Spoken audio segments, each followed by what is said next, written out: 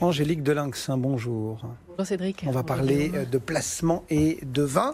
Il y a des chiffres qui font tourner les têtes. Ces dernières heures, c'était plutôt à la baisse sur les marchés. Mais là, du côté du monde du vin, on ne baisse pas. 550 000 € pour 75 centilitres de vin ?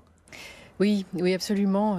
Sur un marché des vins de Bourgogne qui n'en avait pas vraiment besoin, puisque là, donc on a enregistré à New York une enchère vraiment record à 558 000 $, ce qui fait à peu près 486 000 € sur donc une bouteille de Romanée Conti 1945.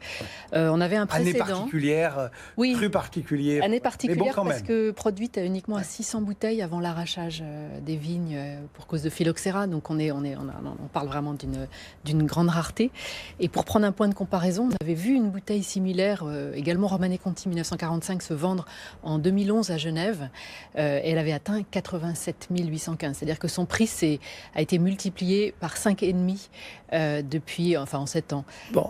Il faut dire que là, on a affaire vraiment à un vin extrêmement rare, issu de la famille Drouin, qui distribuait les vins de la Romanée Conti. Donc le vin sort quasiment du domaine, il n'a pas bougé. Ouais, donc là, il y a une garantie en plus. Il y a une garantie absolue. C'est une exception ou il y a d'autres exemples dans le monde des enchères de ces grands crus ? On a en ce moment, il faut dire, alors déjà tous les vins du domaine de la Romanée Conti, ça a été une des conséquences immédiates, mais encore une fois le marché n'en avait pas eu besoin de ce record pour faire grimper les prix. Mais si on prend les autres crus exploités par la Romanée Conti, comme la Tache par exemple, les prix du grand cru La Tache ont augmenté 30% depuis l'été dernier.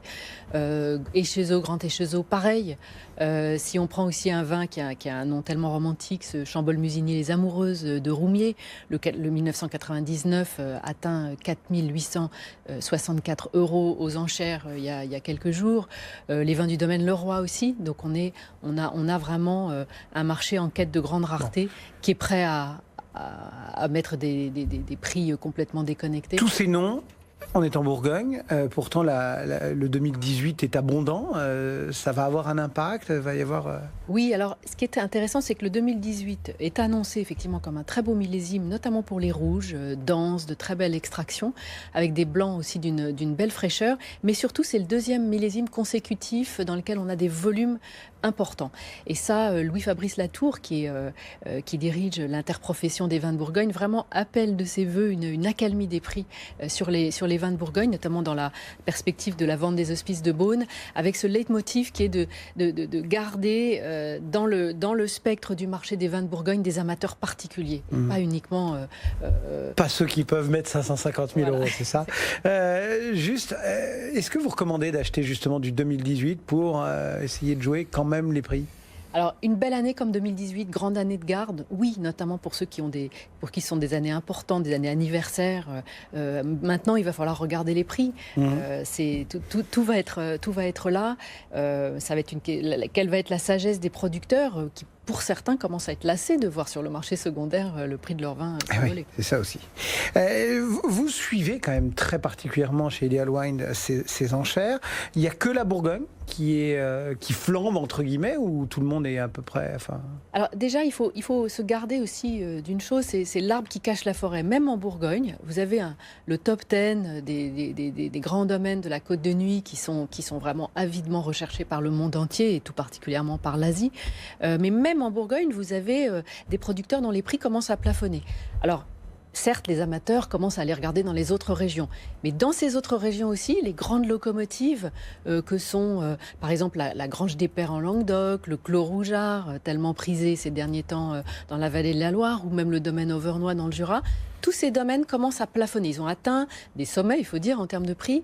Donc, les amateurs continuent à rechercher. C'est une quête effrénée de la nouvelle pépite. C'est vraiment la chasse au trésor pour découvrir avant tout le monde les vins dont les prix n'ont pas encore explosé. Beaucoup de vins tranquilles dans vos propos, rien sur le champagne ?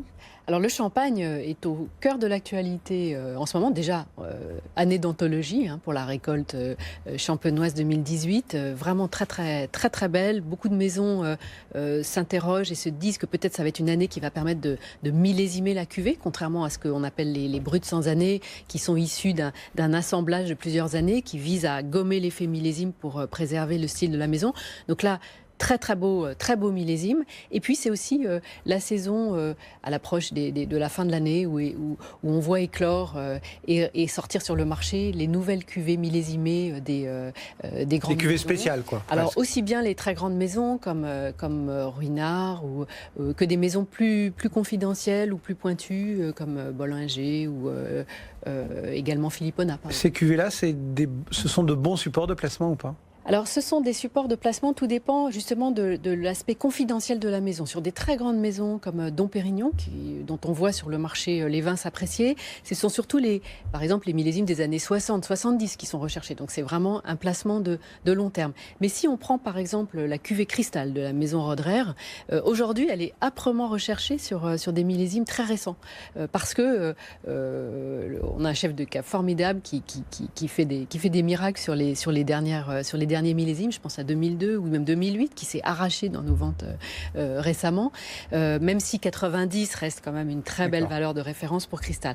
Alors, c'est un placement, oui, parce que ce sont des cuvées rares, et ça peut être de plus ou moins long terme, après en fonction des volumes produits. Et ben voilà quelques clés pour comprendre le monde du vin en ce moment sur le mode de l'investissement. Merci beaucoup Angélique Delinxin pour Ideal Wine.